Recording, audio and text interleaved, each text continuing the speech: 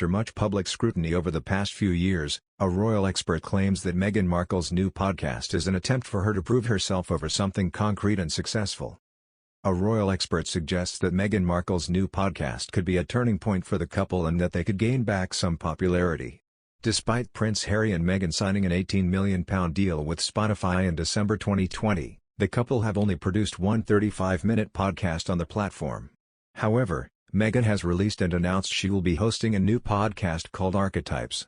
Perhaps fondly named after their eldest child, Archie Harrison Mountbatten-Windsor, the podcast is aimed to investigate the labels that hold women back.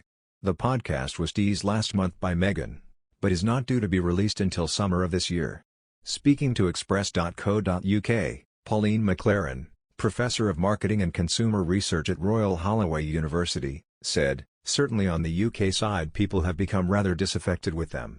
There does seem to have been all this anticipation for the podcast, and nothing produced yet, although Meghan's Archetypes series is supposed to be out soon. But I think they definitely need something out in a more concrete way, to sort of prove themselves in a way that they can be successful. I can't really speak for the American mood on this, because I hear different things, because they seem to be more popular there. The couple aren't new to entertainment contracts.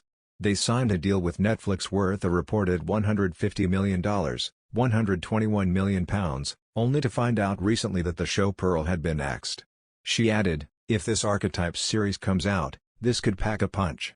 The experts suggested that Meghan hosting the podcast alone is her attempting to prove herself.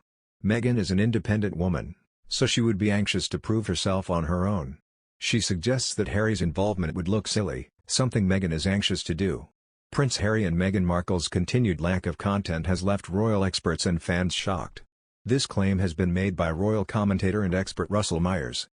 During his interview with the Pod Save the Queen podcast, this January he claimed, "They want to try and work out where Harry and Meghan's future lies and whether it is to carry on with this juggernaut of signing themselves up to projects with these massive corporations that arguably will want their pound of flesh at the end of it.